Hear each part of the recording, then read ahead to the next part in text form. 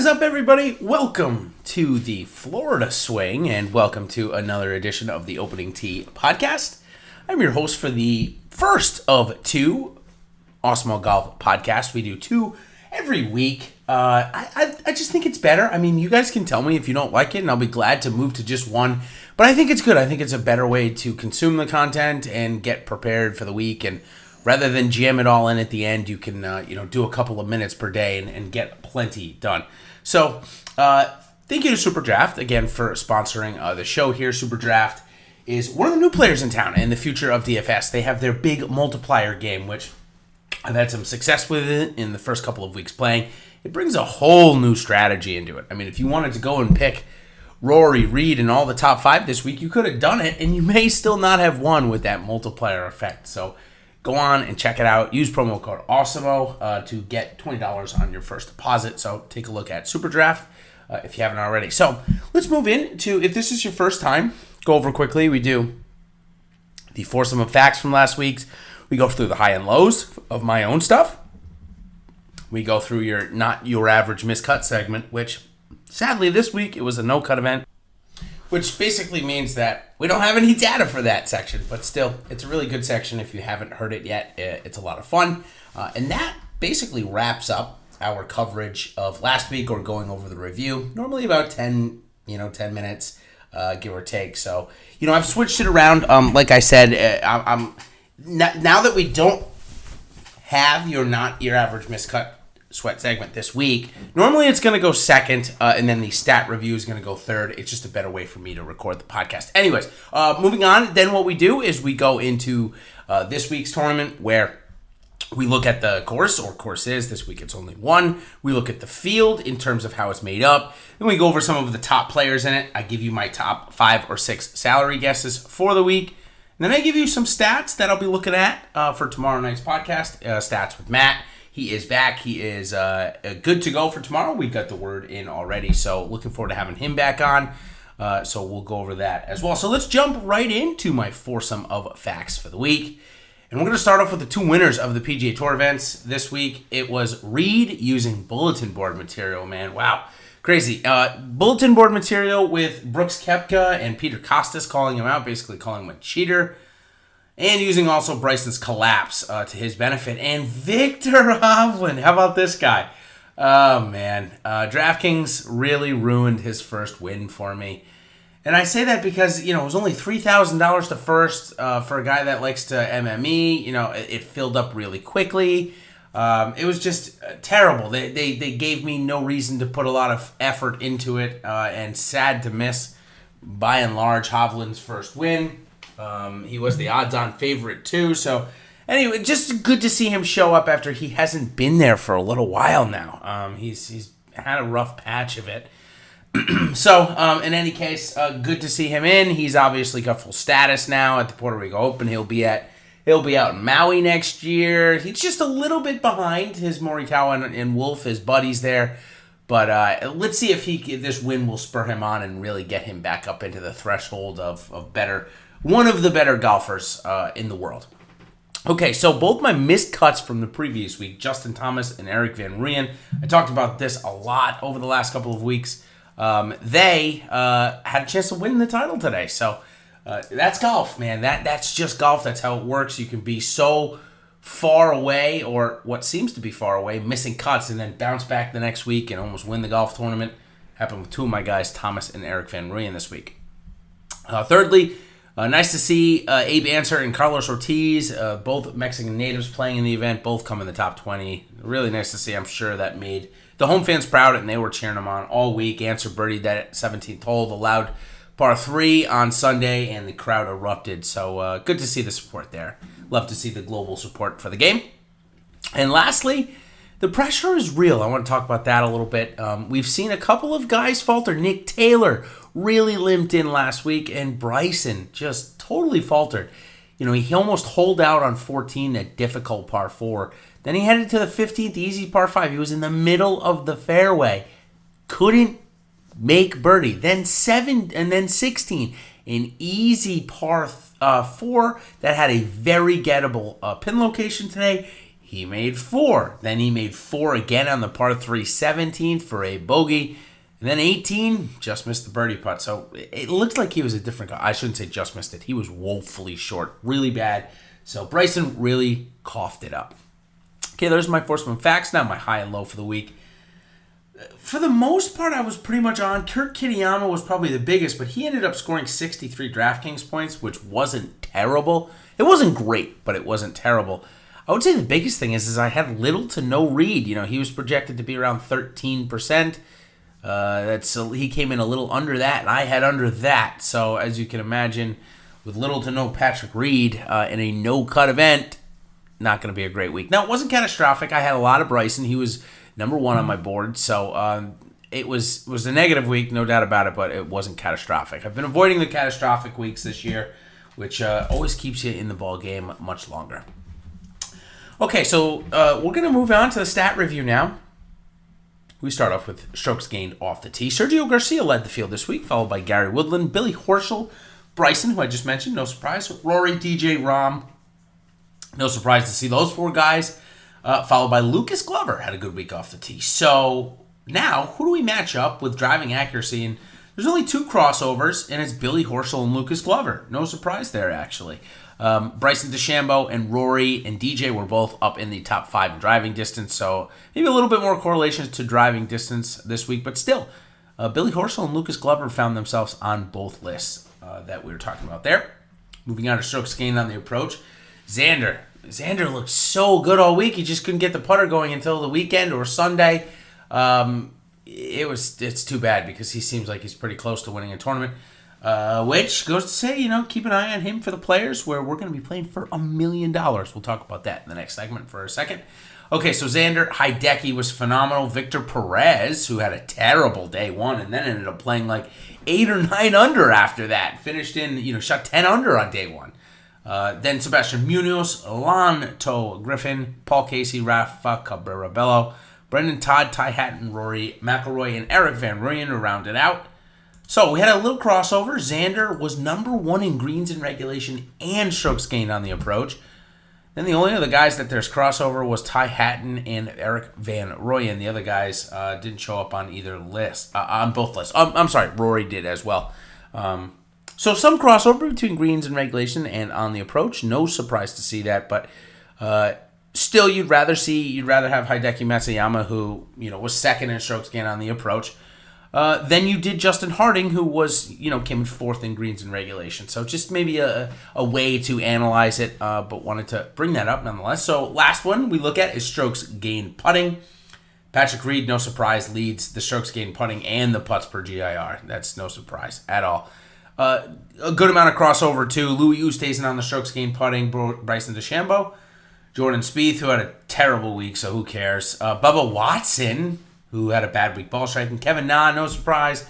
John Rahm, Xander Lombard, and Eric Van Rooyen rounded out the strokes gained putting. And then putts per GIR, Reed, Rahm, Van Rooyen, Spieth, JT, Oosthuizen, Bernd Wiesberger, Hideki Matsuyama, Bryson DeChambeau, and Ryan Fox. So interesting to see there on Bryson DeChambeau. On Hideki Matsuyama. Certainly, he wasn't nowhere close to the strokes gained putting at the top, so it was really his approaches that was keeping his putts per GIR down there. And we don't always see that, but that's kind of the age-old theory of why you just use strokes gained instead of using putts per GIR or something like that, because it just doesn't quite tell the whole story. Okay, so let's move on to birdie review. I do this quick, and then we're going to go right into the Honda. We're at 10 minutes, so I'm right on pace for my 20-minute mark today. Maybe just a bit shy. I guess I'm talking quick. I was traveling this week, and whenever you travel, you got to take Sudafed so that you're not dead the next day. So that always gets me talking just a little bit quicker. All right, so the birdie review, 25 from Patrick Reed and Bryson DeChambeau. Bryson also had an eagle, so pretty close in terms of DraftKings points these guys ended up with, even though Reed got the win. 24 for Rahm, 23 for EVR and Hideki. EVR is, of course, Eric Van Rooyen. 22 for Justin Thomas. 21 for Kevin Na, Brandt Snedeker, and Xander Lombard. How about those 3 names there at 21 birdies? 20 birdies for Ty Hatton and Benjamin Hebert. And then 19 for Paul Casey, Answer, and Sebastian Munoz, along with Ryan Fox. So that closes out the WGC Mexico and Puerto Rico for me. We turn our attention now finally to the Florida Swing and the Honda Classic. I'm real excited. This is, of course, a nice time for me. I get to go to any of the 4 tournaments in the next 4 weeks. It's very convenient for me, by and large, to get to all of them. Honda Classics, well, actually, I shouldn't say. The Honda and the Players are both just about 4 hours by drive for me, so not that close. But Arnold Palmer's about an hour and a half, and then Valspar is in my parents' backyard for the most part, about 500, 600 yards from the third tee. So that's an easy one for me to get to, and I go every year. I try to go to at least one other one per year. This year I'll be heading to the Honda Classic for some fun activities, including the DFS Open. If you don't know that, it's just a charity event that the industry has put on through Twitter, and I am joining one of my guys, Ben Raza. He'll be down there. We're not on the same team. Somehow we got split up. I don't know if Ben just decided that he could not play with a guy that was not going to be able to make one putt all day, because my putting has just been terrible lately. Feels like been on in that first round there of the WGC recently. Anyways, moving back to the Honda Classic, a little DFS preview. I want to add this in. They're a little scared, DraftKings is, of the early start. This is the first one we're going to get a 6:45 a.m. lock time, or somewhere around there, maybe 6:50. So they put it down a little bit, back to the $5 100K to first, $555K guaranteed, so below $600K even. They're really a bit nervous, like I said, about the Florida Swing. $350K guaranteed for the $444, $100K to first, and the standard offering for the $44, which is giving $50K to first and a $300K guaranteed prize pool. All right, let's learn about PGA National Golf Course. Par 3s. Oh boy, par 3s are very difficult here. Actually, this whole golf course is really difficult, by and large, not going to lie. The 4 par 3s measure out 217, 226, 180, 180. So, good disparity there. 12 par 4s ranging from 365 all the way up to 508. Really good discrepancy there. And then only 2 par 5s on the course, 538 and 18, 566. But let me tell you, that is no gimme on that 18th hole, surrounded by water on each and every shot they're going to take. So obviously trouble is looming. Who's going to be here? Normal PGA Tour event, normal status. So we got, the winners of the majors, and then regular winners. We've got 6 sponsors. We've got 2 lifetime members playing this week, Davis Love III and Vijay Singh. Then, of course, the top 125 on the prior season, top 125 non-members, which we've got 3 this week playing. Matt Wallace, Lucas Beauregard, and Doc Redman are the 3 that fit those category, which I'll talk a little bit more next week. Major medicals, we got 12 this week. Holy moly. That seems like quite a bit. And then the Corn Ferry Tour, which is going to get reordered. I don't know if it did last week or if it's going to this week, but I can assure you that Victor Hovland will be in the field playing. Who else will join Victor is 31 of the world's top 100 are here. Only Brooks Koepka, however, ranks in the top 10 as... unless Tommy Fleetwood just crept in, there's going to be a new update after WGC Mexico. So Tommy Fleetwood may end up creeping in. I don't want to say that too hastily. I know Justin Rose, I'm pretty sure he's not going to get back inside of that. So Brooks Koepka is the top. But however, there's 10 of the top 40 here. So while there's only 1 in the top 10, pretty strong contingent beyond those next golfers. A third of the next 30 golfers will be here to compete this week, so a pretty strong field by and large.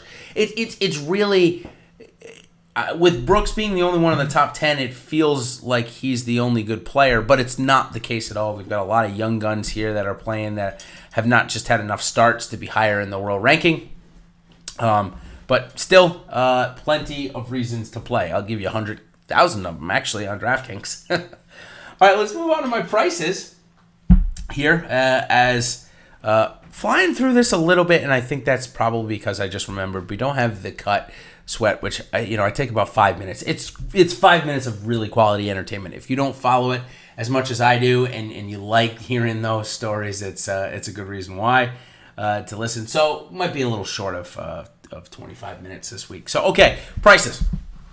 I mentioned Brooks Koepka's the only one in the top 10 in the world here.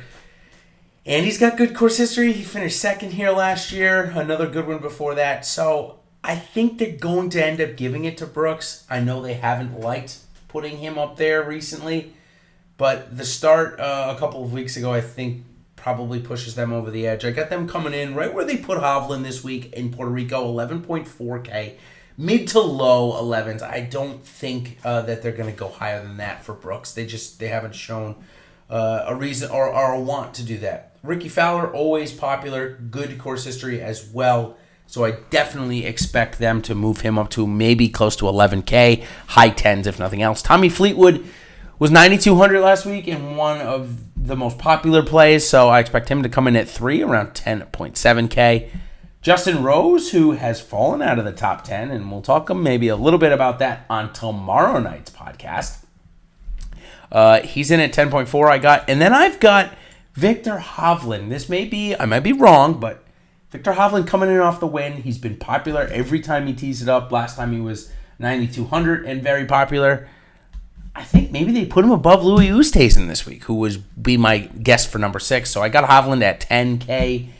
I think the odds makers aren't going to want to mess around with that, so I expect DraftKings to follow suit. So Brooks Koepka got 11.4, Ricky 11, Tommy Fleetwood 10.7, Justin Rose 10.4, and Victor Hovland 10K. All right, so here is the Stats with Matt segment that we're going to be looking at for next week.